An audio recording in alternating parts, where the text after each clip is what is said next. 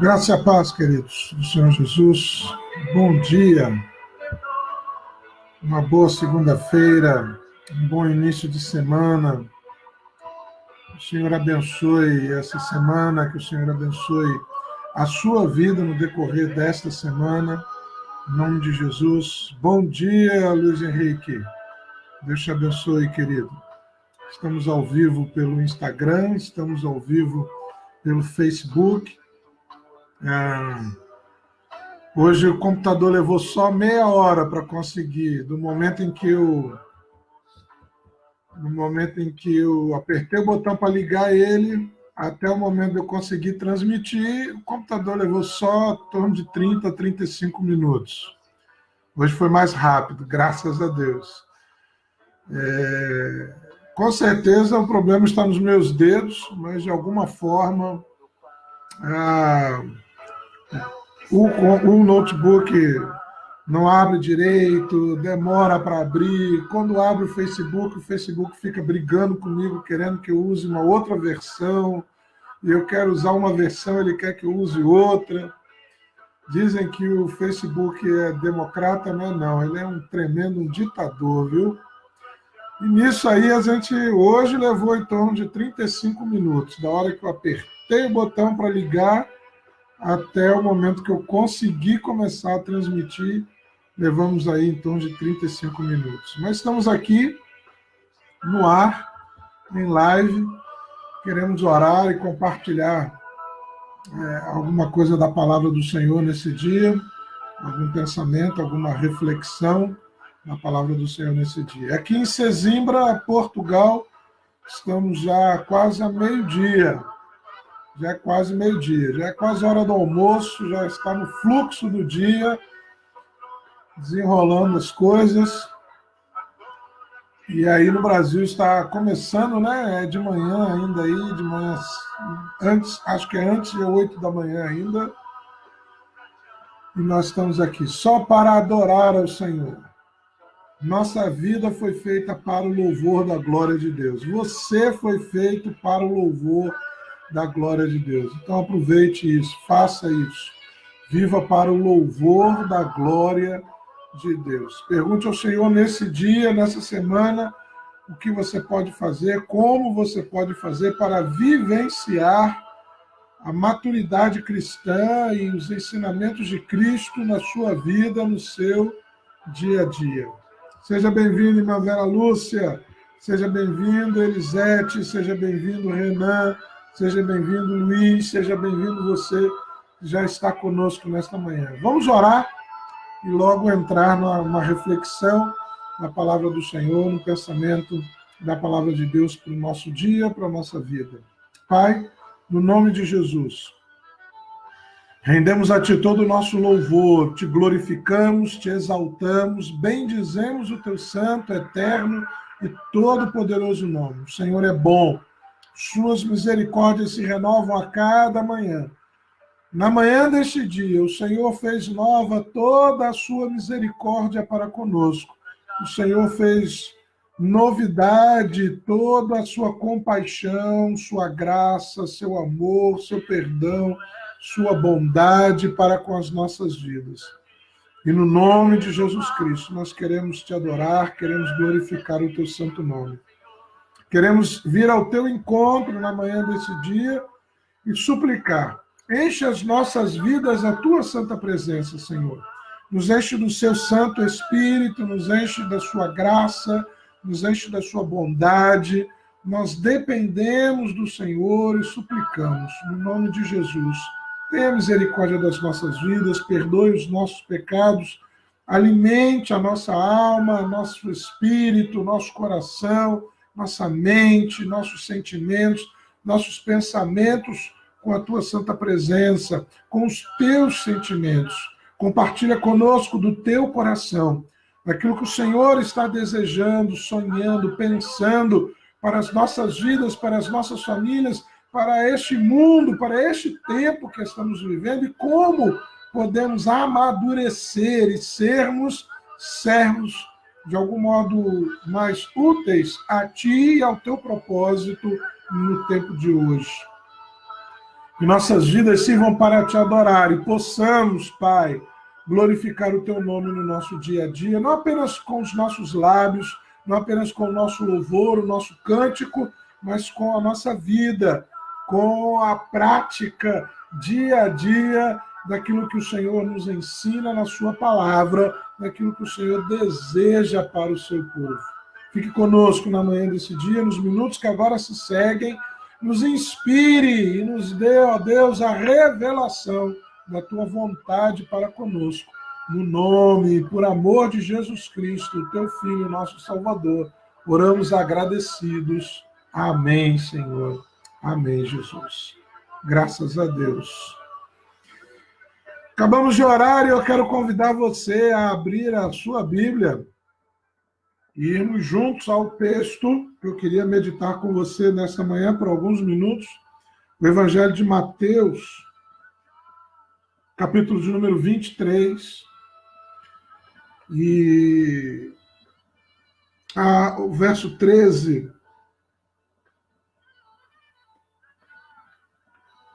Mateus 23, o verso 13, diz assim para a gente: Ai de vós, escribas e fariseus hipócritas, porque fechais o reino dos céus diante dos homens, pois vós não entrais, nem deixais entrar os que estão entrando. Se você continuar a ler, e eu peço que você faça isso, talvez daqui a pouco mesmo, quando terminarmos essa live, daqui a alguns minutos, eu peço que você continue a ler esse restante do capítulo de número 23, e você vai perceber que desse ponto para frente, Jesus faz um lamento.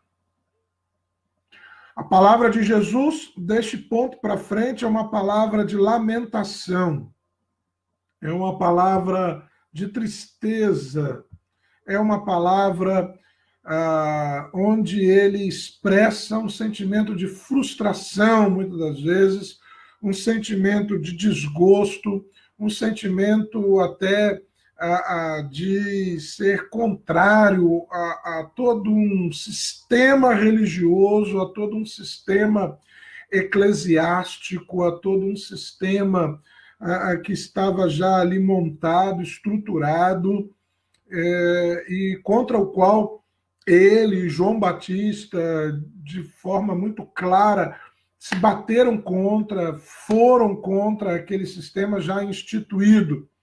E agora, nesta passagem, a partir deste verso de número 13, do capítulo 23 de Mateus, eu li apenas o verso 13, mas eu peço que você continue a ler e observe na sequência a tristeza, o lamento de Jesus pela condição que, de certa forma, o povo, a religiosidade, a relação entre o homem e Deus havia chegado.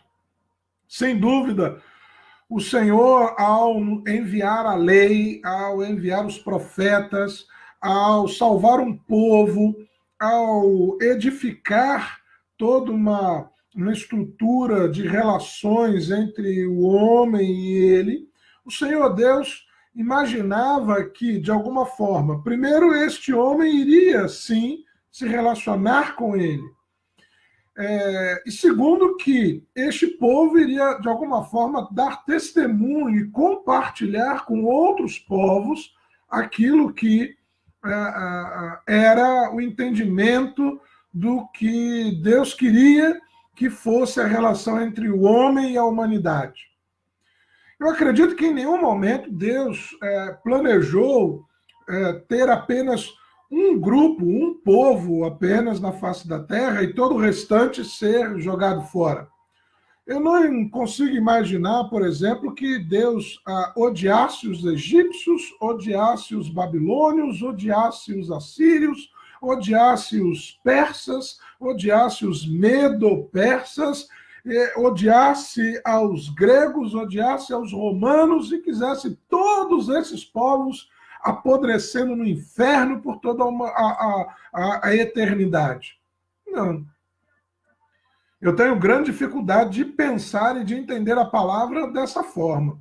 Eu entendo que, na verdade, Deus amava todos. E é isso que nós vamos encontrar até mesmo no Antigo Testamento.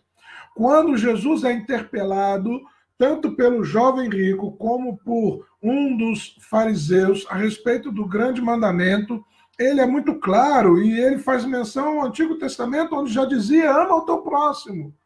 Ame a Deus e ame ao teu próximo.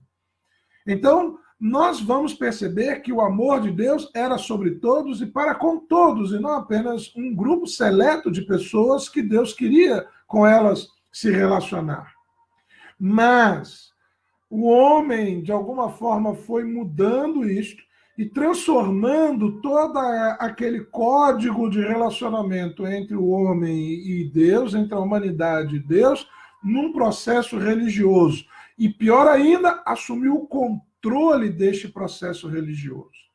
Isso é da natureza humana. Nós, seres humanos, temos em nosso coração o sentimento de termos o controle de todas as coisas. Nós queremos ter o controle da nossa vida, nós queremos ter o controle da família, nós queremos ter o controle das pessoas, nós queremos controlar o nosso cônjuge, nós queremos controlar o companheiro, a esposa, os filhos, nós queremos controlar. É da nossa natureza humana o desejo de estar no controle. Aliás, quando a serpente tenta a Eva, é justamente isso que ela diz: olha, se você comer deste fruto, você será como Deus. Ou seja, você estará no controle, você terá nas suas mãos as rédeas, você poderá tomar decisões, você escolherá caminhos, você será o senhor de si mesmo. Esse é um sentimento humano e, de todo modo, ele não ficaria de fora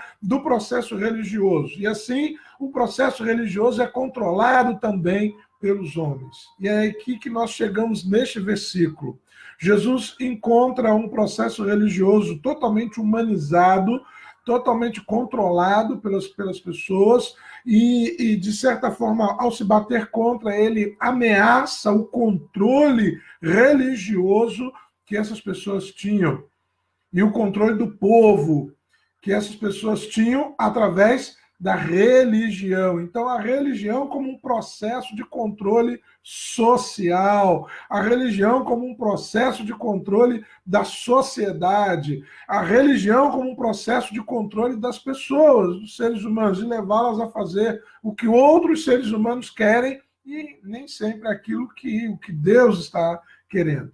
E então é nesse contexto que Jesus, a partir do verso 13 de Mateus 23, expressa o seu sentimento e começa dizendo: ai de vós, escribas e fariseus hipócritas, porque vocês fecham o reino dos céus diante dos homens, vocês mesmos não entram e também não deixam entrar aqueles que estão querendo entrar no reino de Deus. Queridos, nós temos que ter um imenso cuidado em perceber posturas e atitudes nossas que, de alguma forma, acabem se transformando num assumir de controle da relação das pessoas com Deus. Se isso é algo inerente à humanidade, se isso é algo que está em nosso coração de forma natural, o ser humano quer controlar as coisas e as pessoas, e isso é natural do sentimento humano, nós temos que ter o máximo cuidado para que esse sentimento não entre na vida espiritual, na vida religiosa, e assim, de alguma forma, a gente acabe exercendo domínio e controle religioso sobre as pessoas e as suas relações com Deus, e até ditando regras e normas: faça isso, não faça aquilo, Deus gosta assim, Deus não gosta desse jeito, é assim que Deus quer, não é desse jeito que Deus quer, e assim por diante.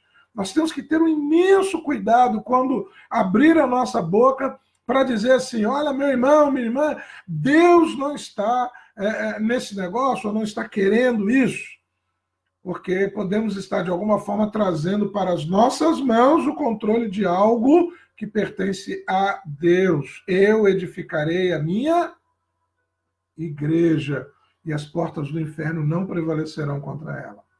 Então temos que ter um imenso cuidado de sermos apenas cooperadores de Jesus.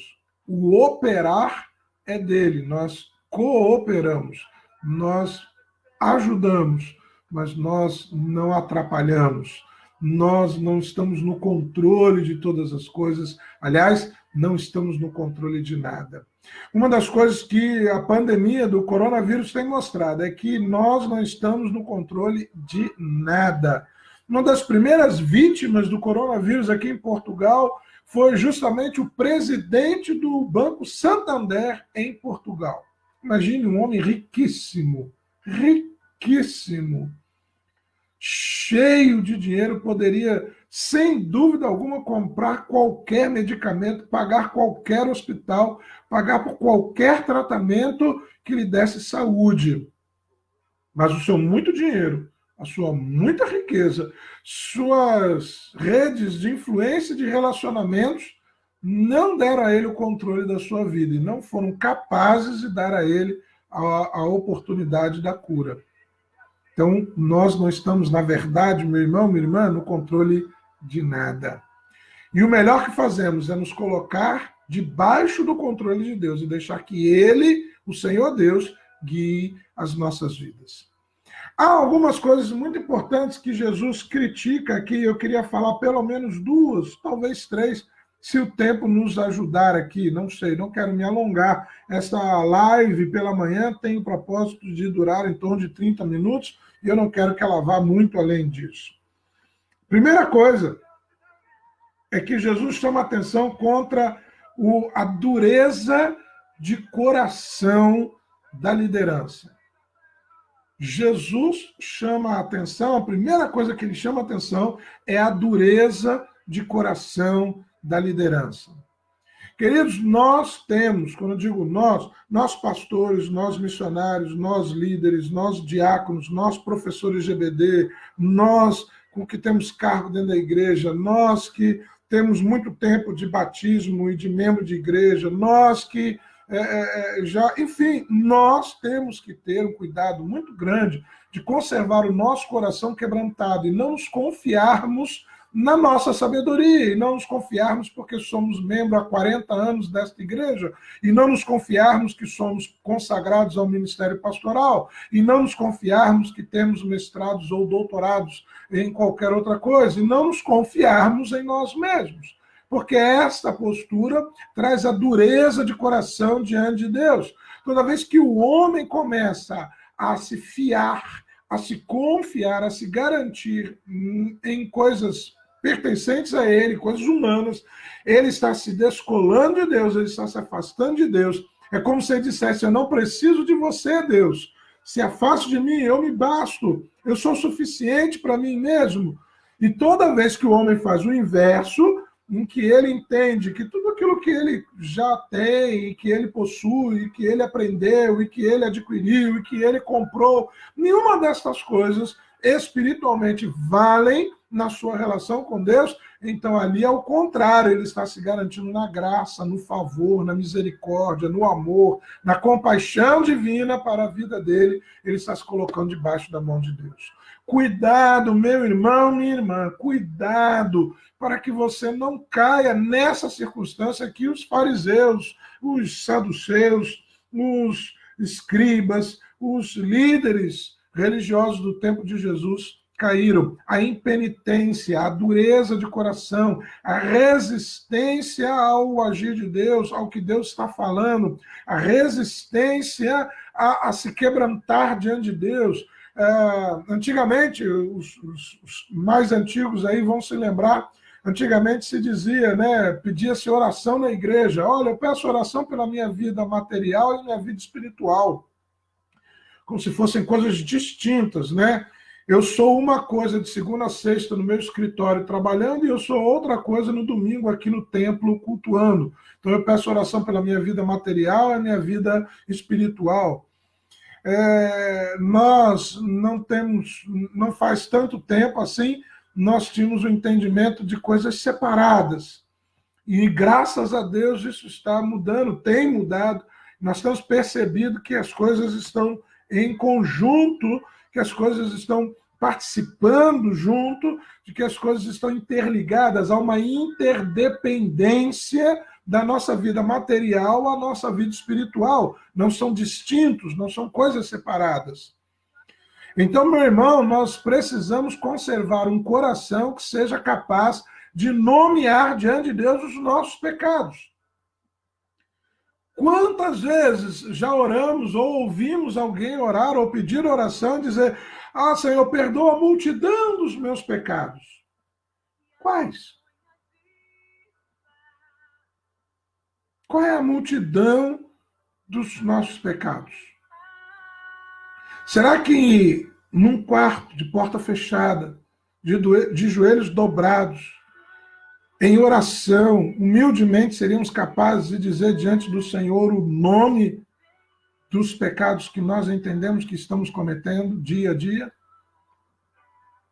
O coração impenitente é aquele coração que não se vê mais como pecador, não se vê mais como dependente da misericórdia e da graça de Deus. E a primeira coisa, a minha oração é: Senhor, nos livre de ter um coração endurecido. Nos livre de ouvir uma palavra como essa: ai de vós, Jesus dizendo, ai de vós, escribas, fariseus. Vocês estão com um coração endurecido, vocês estão garantidos na prática religiosa de vocês. Vocês estão se mantendo, se subsistindo nesta prática religiosa de vocês, do dia a dia, e isso está acalmando as suas consciências. Uma das passagens do Antigo Testamento há claramente uma repreensão a isso. Ai dos líderes do meu povo que acalmam a consciência deles dizendo paz, paz, quando não há paz. Nós não podemos acalmar a consciência das pessoas. Nós não estamos para, de alguma forma, colocar panos quentes e fazer com que as pessoas voltem para casa após um culto com as suas consciências calminhas, tranquilinhas. Ah, que bom! Como eu sou um bom crente! Como eu sou um bom cristão! Nós não podemos seguir esse caminho. Não é isso o que o Senhor nos coloca na sua palavra. Ao contrário, nós somos chamados para a profunda reflexão, começando em nós mesmos. Se por um acaso nós não estamos numa posição, numa postura de um coração endurecido, incapaz de perceber os seus próprios pecados diante de Deus. Ai de vós, escribas e fariseus, que pararam na porta do reino, nem vocês conseguem entrar, e nem vocês deixam o povo entrar.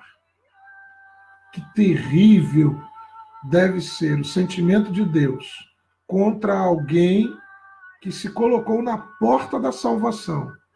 Nem ele mesmo entra, nem ele mesmo alcança a graça, nem ele mesmo entende o perdão, nem ele mesmo se vê pecador, nem ele mesmo confessa os seus pecados e os nomeia diante de Deus, e os abandona, e os condena em oração diante de Deus, e nem ele mesmo deixa que os outros façam isso. Quão terrível deve ser o sentimento de Deus com relação a uma pessoa assim. Essa é a primeira coisa nesta passagem, Mateus, capítulo 23, no verso 13, eu peço mais uma vez, não leia só o verso 13 de Mateus 23, leia até o final do capítulo 23 e você vai perceber um sentimento de tristeza de Jesus. Porque as pessoas estavam vivendo uma vida religiosa quando poderiam viver uma vida espiritual. Segunda coisa muito importante, a primeira que sai logo é a questão do coração endurecido, né? E a segunda é a avareza. Vocês devoram as casas das viúvas. Vocês devoram as casas das viúvas. Vocês mesmos não gastam com vocês. Vocês se colocam nas costas das viúvas. Naquele tempo não existia INSS, não existia pensão alimentícia, não existia pensão por morte, não existia pensão de forma nenhuma. Ser uma viúva era, se não tivesse um homem na família que a adotasse, que a assumisse para dentro da sua casa e cuidasse do seu sustento material, financeiro, era sinônimo de mendicância ou prostituição. Uma mulher viúva sem um homem que a adotasse, que a sustentasse naquele tempo, ou para sobreviver, ou ela iria mendigar, ou ela teria que se prostituir. E a palavra vem e diz assim, olha, vocês devoram a casa das viúvas. Vocês vão em cima dos mais pobres, dos mais necessitados. E hoje a gente vive um tempo em que é tão difícil essas coisas, porque a gente liga a televisão e a gente encontra lá tantos programas que manipulam e que procuram levar as pessoas a gastar além daquilo que elas deveriam fazer. A palavra de Deus nos diz claramente, cada um contribua segundo propôs no seu coração. Ela não impede ninguém de contribuir, mas ela diz, olha, cada um contribua segundo propôs no seu coração. Paulo escrevendo a uma das igrejas diz, olha, no primeiro dia da semana, que é o domingo, no primeiro dia da semana, separem as vossas ofertas. Cada um faça isso com liberalidade, com amor, com gratidão, mas segundo propôs no seu coração, não por constrangimento, nem por força, nem por violência. Deus ama o que dá com alegria, com prazer. O nosso prazer em participar da obra de Deus, o nosso prazer em ajudar a sustentar a obra de Deus, o nosso prazer em participar da obra de Deus, o nosso prazer em ajudar quem está envolvido na obra de Deus, é um prazer, é um privilégio fazer isso. Portanto, nós precisamos olhar esse versículo e perceber que a avareza está dos dois lados. Havia um lado que era o que devorava a casa das viúvas. Eram aqueles líderes que chegavam sem respeitar o sentimento do coração do povo. Eram aqueles líderes que colocavam sobre o povo cargas mais pesadas do que aquelas que eles podiam suportar. E por outro lado, a gente vai perceber que faltavam casas para se abrir, mas as casas das viúvas estavam abertas.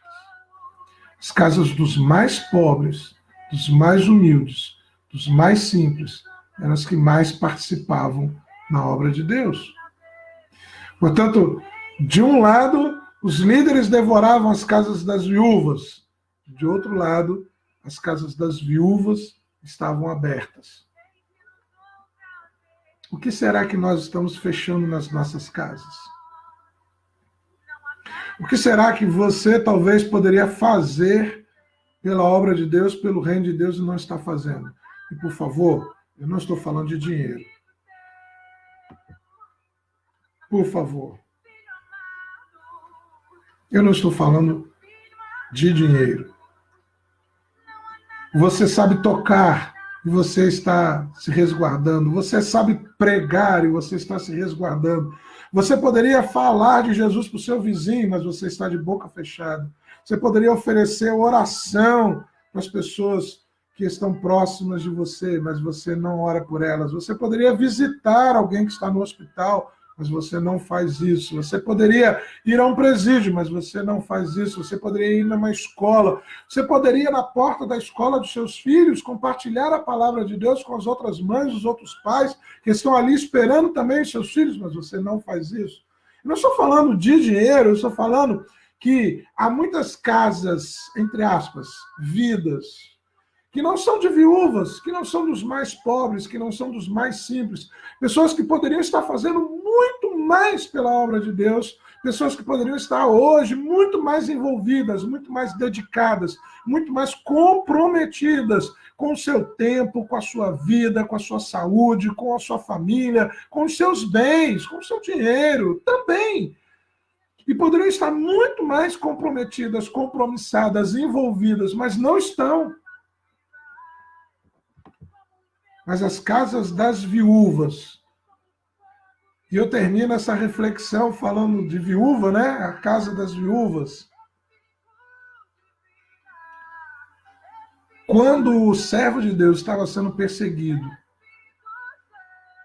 Deus mandou ele para a casa de uma viúva. Será que não tinha a casa de um empresário? Será que não tinha a casa de um líder religioso? Será que não tinha a casa de uma pessoa, um funcionário público, um cobrador de impostos? Será que não tinha uma casa mais bem estruturada, materialmente falando, financeiramente falando, até familiarmente, porque só havia a viúva e um filho? Será que não havia uma outra casa em condições melhores para acolher o profeta de Deus numa hora de angústia, numa hora de perseguição, numa hora em que ele estava fugindo, numa hora em que ele não tinha onde reclinar a cabeça, em que ele se assemelhava até ao próprio Jesus em muitos aspectos? Será que naquele momento da vida do servo de Deus não havia uma outra casa e em todo Israel, Líbano, Síria, em toda aquela região em que Deus pudesse enviá-lo? E Deus precisou mandá-lo para a casa de uma viúva. E Deus diz: eu ordenei a uma viúva que cuide de você ali naquele lugar. Vá para a casa daquela viúva. Quantas casas estavam fechadas para o servo de Deus? Quantas casas estão fechadas hoje para o reino de Deus? Quantas pessoas, volto a dizer, eu não estou falando só de dinheiro, quantas pessoas poderiam estar muito mais envolvidas com a obra, mas estão se resguardando? Quantas pessoas poderiam estar muito mais envolvidas com o reino de Deus, com a palavra de Deus, com o querer de Deus, com o plano de Deus, com a vontade de Deus, com o reino de Deus na face da terra, mas estão recolhidas, as portas estão fechadas, estão escondidas, estão se protegendo, estão se resguardando, quando poderiam estar fazendo muito mais, poderiam estar envolvidas muito mais, poderiam estar contribuindo muito mais do que o que estão fazendo hoje. Mas glória a Deus, que não deixa de ter as suas viúvas no seu reino e na sua obra. Glória a Deus, que continua levando à frente o seu reino, a sua obra, o seu domínio sobre a face da terra.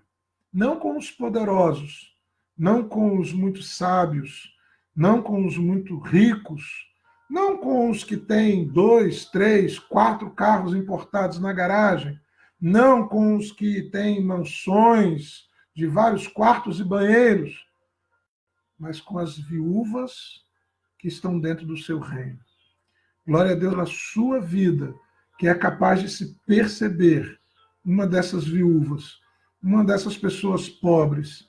Bem-aventurado, disse Jesus, são os pobres de espírito. Bem-aventurados são os pobres, aqueles que se percebem pobres, aqueles que se percebem viúvas, aqueles que se entendem necessitados, porque é com eles que o reino de Deus vai para frente.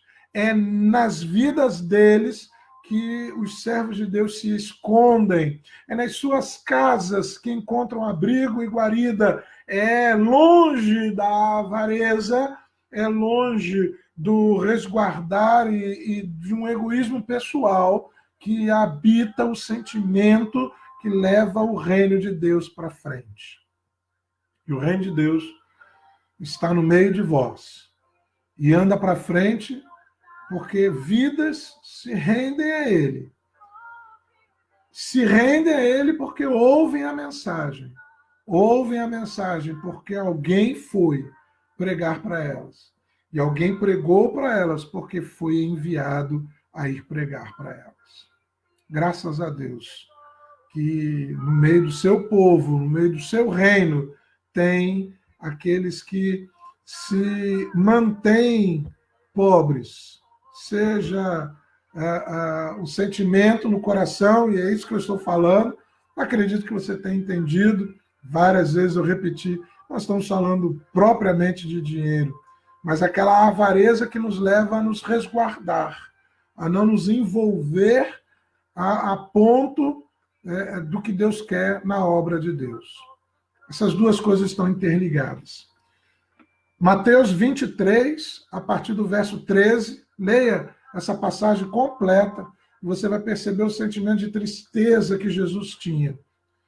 E esse sentimento começa porque ele percebia que havia um grande número de pessoas com um coração endurecido, incapazes de se perceber pecadoras e necessitadas da graça divina, e porque essas pessoas eram incapazes de se perceber necessitadas da graça divina, essas pessoas não se envolviam com o reino de Deus e com o plano de Deus sobre a face da terra. Então, uma coisa está interligada à outra, há uma interdependência entre todas essas coisas. As nossas vidas material e espiritual andam num conjunto e elas precisam andar regidas pelo querer de Deus. Vamos orar? Eu quero orar pela sua vida, eu quero orar por você, e que nesta semana que agora se inicia, você seja capaz de ir no reverso deste povo que aparece aqui em Mateus 23, 13 em diante. E você seja capaz de se quebrantar diante de Deus e de se oferecer para a obra e o reino de Deus com alegria no seu coração. Pai, no nome de Jesus, abençoe a vida do meu irmão, abençoe a vida da minha irmã, que participa conosco nesta live, que agora está terminando. Que o Senhor abençoe sua vida, o seu lar, a sua família, guarde, livre de todo mal e todo propósito maligno contra esta vida, contra esta família. O Senhor guarde, o Senhor dê livramento em nome de Jesus. E promova o prosperar da tua obra, do teu querer, do teu plano nesta vida para a tua glória, em nome e por amor de Jesus Cristo. Amém, Senhor. Graças a Deus. Esta live estará daqui a alguns minutos no meu YouTube. Se procura no YouTube PR Marcos Benício, se inscreve lá, curte um vídeo, assiste, tem vários vídeos, as lives todas estão lá. E também estará aqui no Facebook e também no Instagram. Então pode procurar e compartilhe. E amanhã, amanhã às 7h30 da manhã, horário de Brasília, estaremos aqui ao vivo de novo por mais 30 minutos, orando e compartilhando uma reflexão na palavra de Deus para as nossas vidas neste tempo bicudo que a humanidade está vivendo. Deus te abençoe. Excelente segunda-feira. O Senhor resplandeça sobre a sua vida no nome de Jesus.